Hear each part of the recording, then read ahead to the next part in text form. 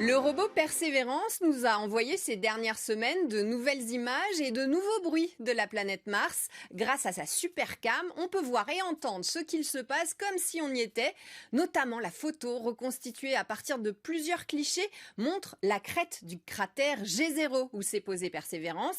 Et selon les scientifiques, il a contenu un profond lac dans lequel se jetait une rivière il y a environ 3,5 milliards d'années. Le rover a réalisé 142 clichés à 360 degrés avec des appareils haute définition installés sur son mât.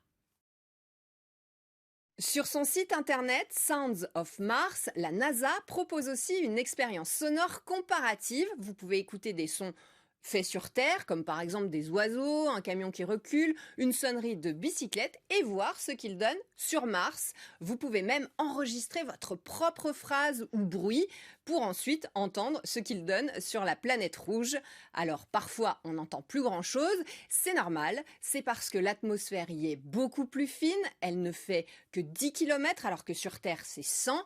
Du coup, les sons très aigus disparaissent. Et rappelons que l'espace, lui, il est complètement silencieux.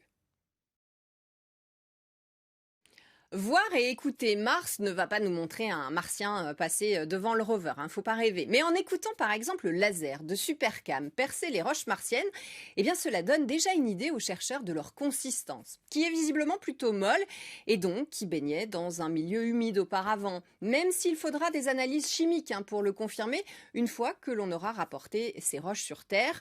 Ce micro permet aussi, en écoutant les turbopompes de l'appareil qui fabrique de l'oxygène à partir du CO2 présent sur la planète rouge, d'entendre si elles fonctionnent bien, si elles n'ont pas de baisse de régime avant une éventuelle panne.